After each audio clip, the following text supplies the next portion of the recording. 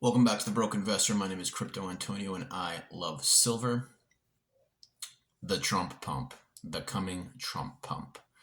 So this episode we're gonna discuss a little bit about the news and a little bit of the events kind of moving the markets right now, or lack thereof movement. So before we get started, just know that anything you see here is not financial advice. Do your own research on any project trade, investment, asset, blockchain, token, etc. I am not a financial advisor. This is for entertainment purposes only.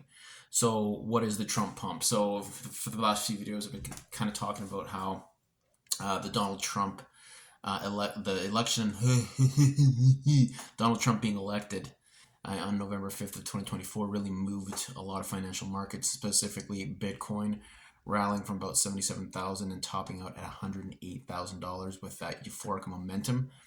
So even though we are on a downtrend with most markets right now, and we're going to go through some of those things, I do believe that the Trump pump is going to give Bitcoin another. It's going to give it a chance at maybe changing the direction of the market right now for Bitcoin. So right now we are floating at about, I think we're sitting about, I've been hovering at about $94,000 for the last couple of days. And I think we are we're consolidating right now. We could dip down to 91, we could rally up to 96, but we're kind of in that range right now. So what I believe is going to happen is Donald Trump is going to get elected. The inauguration is going to happen. And that is going to be the catalyst for potentially another Bitcoin rally. We have 7 days to go exactly before that happens. So the market could move. It's probably going to move down before that.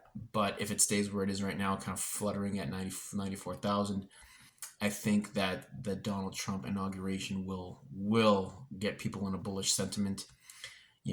Retail will start buying because he was very pro crypto on his campaign trail, saying he wants to make America a cryptocurrency center of the world and make it American and all these great things that we want to see with the Bitcoin miners, Bitcoin custody, Bitcoin regulation, and of course the U.S. National Reserve / stockpile of Bitcoin, which it already has.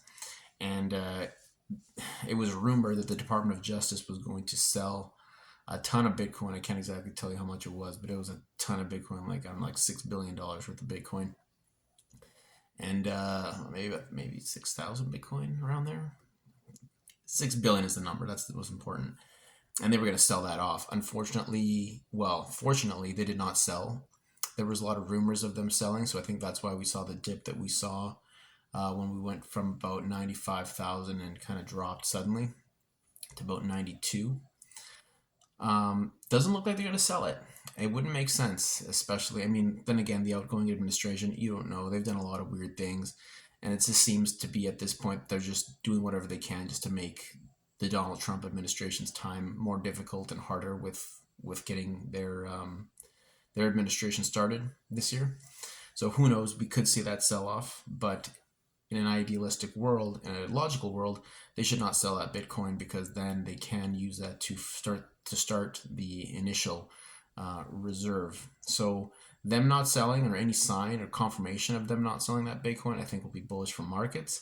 I think it'll show that they want to hold. People will also want to hold, perhaps even want to buy, because it will be like the antithesis of selling, of course, and the sentiment will kind of lean towards the bullish side of things. Personally, that's my opinion, and that could actually spark sentiment around the world to actually start buying again. So we could see a rally. We could see it kind of go up and test that $108,000 range.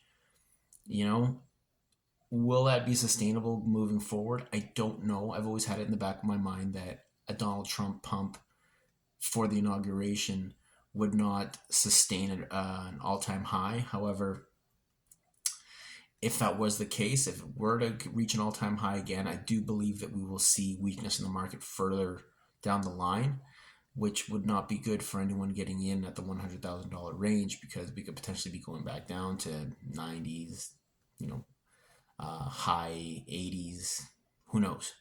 But let's say the Trump pump is a little weaker than we expect, and let's say we pump to $100,000 and we would get rejected, the price gets rejected at $100,000, then I think we can see the downturn that we need to happen in this bull market, that 30 to 50% correction actually happen in the market, dip to as low as, I'm going to say 70. There's people out there calling for $30,000 Bitcoin in a down, if the market reverses, which would be a great time to buy. I am not afraid of $30,000 Bitcoin. That is just more opportunity to buy at the most discounted prices ever. However, that probably won't happen for a few months. It does take a while for prices to dip. Nothing goes down in a straight line. Nothing goes up in a straight line. But we have about 3 scenarios, I think, that we're still looking at, and that's we pump at the inauguration and we hold that pump and we keep going, dip later, we go sideways with a little bit of a pump, more to the downside, and then we pump to 100,000, 108,000 potentially, and go right into the bear market. Looking at everything that I've been following, it looks like we are seeing major top signals across all markets, specifically the stock markets. I believe that Bitcoin and gold are the only assets that have really strong bullish sentiment right now. And that's because, again, they do have that store of value safety play, more so gold than the Bitcoin. Bitcoin for me is a store of value, but with this new class of investors getting in, buying ETFs, buying at spot, they're not used to the volatility. I could see them getting in and out quicker. I mentioned that last video. So gold looks very bullish, the chart. Of course, we're going to need a retrace in gold before we get to 3,000, 3,100, as I was mentioning yesterday. So it looks like we're going to see a little bit of a downturn. And that's okay. That's fine. That's just an opportunity to buy, and just keep that in mind if you're in the Bitcoin market. So I also wanted to talk about, I mentioned gold. I'm not going to go too big on gold because I talked about it yesterday, but the metals markets, they seem to be, everything kind of finished off with a strong, with strength, relative strength last week. We saw silver, copper, and gold kind of have a little bit of a rally, even though silver is kind of in a downward channel right now. It looks like a pennant or some sort of like pennant flag formation happening right now. But again, with everything I've said about silver, the monetary metals, the miners, all the things that make it so valuable and easily accessible and an attractive investment, I think is going to continue to cause it to rally. Of course, that'll be after we see gold do whatever it's going to do. We might see a slight pullback on gold, and then it'll rally again. Silver will probably do the same thing. It might already be in that retrace, and when we see it move again, it'll be a big pop. But anything can happen in these markets. And I just wanted to mention the BRICS. I just wanted to cover a couple topics about some of the core member nations. Starting off with Russia. Russia confirmed that it is going to be is mining Bitcoin. They're mining Bitcoin themselves, and it's come out that they are using Bitcoin as a method of transaction to circumvent Western sanctions placed on their assets and their ability to interact with the SWIFT banking system, or the SWIFT network, which is actually something we would have never thought we'd ever see. But yeah, Russia is using Bitcoin for an international trade over anything else right now. That's what they seem to be saying, because nobody wants rubles, right? Rubles are hard to accept unless you're a BRICS nation, right? But if they transact with non-BRICS nations as well, and they also have entities and companies that do business around the world as well. So I can see it hard trying to accept rubles or spend in rubles. But if you're spending in yuan, which is what they have been using, I think yuan has been the fiat currency that's most widely used in international trade in Russia since the sanctions. And now Bitcoin, that is a game changer. And when I think they're using Bitcoin as a method of transaction, I think it's still too volatile to even use it as that. So my thought goes to, they're using some sort of stable coin to facilitate those transactions. But even then, we've seen stablecoin issuers, the big one, Tether and USDC Circle, they can suspend transactions, they can freeze assets as well. So I can see why they're not being fully transparent on that. So very interesting there. There could be another stablecoin they're using, something that is more censorship resistant. I could see them maybe doing something with a decentralized stable coin to facilitate transactions.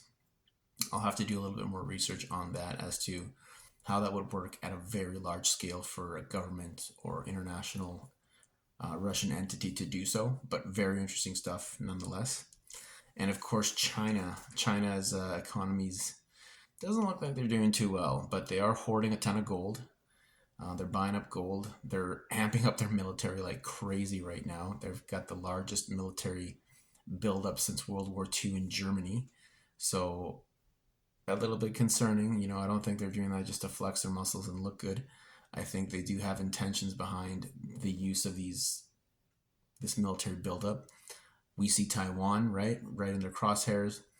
The chip manufacturing and the entire future of a big chunk of big tech is going to be affected if we do see some sort of Chinese-Taiwan conflict. And then what's that going to do, to domestic markets? What kind of position is that going to put the United States in? The United States, of course, with Donald Trump coming in, he's a deal maker. He'd rather make deals than go to war. I don't see him being a warring president, but if push comes to shove, who knows what will happen. But yeah, that's very, very concerning. But of course, we have to take these events and learn how we can capitalize on them, use the information to best protect our bags and our positions so we can benefit and come out winning instead of being victims of the television. I mentioned that yesterday, the television, the perception of the media. Yeah, I don't take anything I see on the news for face value. Some things, they do come out. Lately, I feel that the media is getting better at providing better information, but I do not trust major networks from my local region or from the United States or from Europe or from Australia. Like, I just don't really have a lot of faith in the national news services, in the big box dinosaur media stations and entities. But of course, we have Twitter now, which is the new news reporting system. We have a whole new class of media personnel, of media entities that are participating in the space, bringing new and current information as quickly as possible, faster than ever. Every moment of every day, new headlines on any issues are coming out because information is so readily accessible now, and technology is easing that to a level where I can't even measure it. Like, information and technology are just so fast and so immediate right now. At the snap of fingers, you can find anything out. So I don't trust the media. When they tell me certain things, I think twice. When I read headlines, I think twice. I think to myself, first thing I think is, okay, why is this headline positioned the way it is? It's obviously positioned in a certain way to get me to react in a certain way. So I read it for the face value that it's trying to do, and then I say, well, why is it in this publication's interest that I react a specific way to this information? And then with that, I go on a little bit of a dive down the rabbit hole, and then you end up finding out a lot of things that are left out or not covered or not truthful or manipulated to shift the perception. And I think, yeah, huge thing we got to watch out for in these markets too is perception. So yeah, I don't trust the news. You can not trust me if you want to, but I try my best to bring the latest information that I as I get it, pertinent to what we're talking about here as broke investors. All right. So yeah, Donald Trump, the Bitcoin price, gold and silver, metal rally, the BRICS.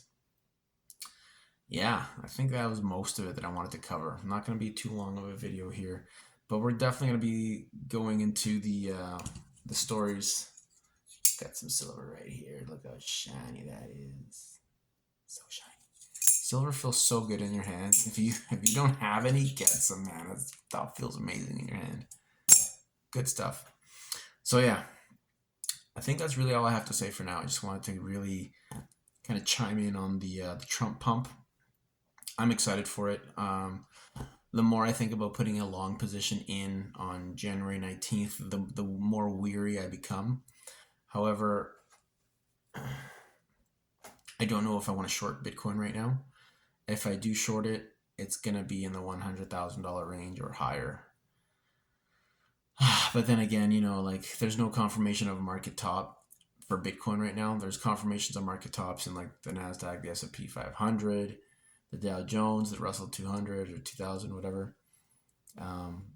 Big hits being taken on the Russell, as I mentioned yesterday, on the Russell 2000. But as we see weakness and more selling pressure on Bitcoin, got to remain bullish. Yeah, we'll see what happens here. But again, January 19th, watching that Bitcoin bag, watching the Bitcoin charts very closely, and see if we can get in on a low. If we print a lower low, lower than 94 in the next week, be a good position to take a short, long, like a long position for a day or two. It might be a good week of rallying. Who knows? But I think overall it'll be good. So that's me for now. My name is Crypto Antonio, and I'm the Broke Investor. Don't forget I love silver. I got some right here. And we'll see you on the next one. Take care.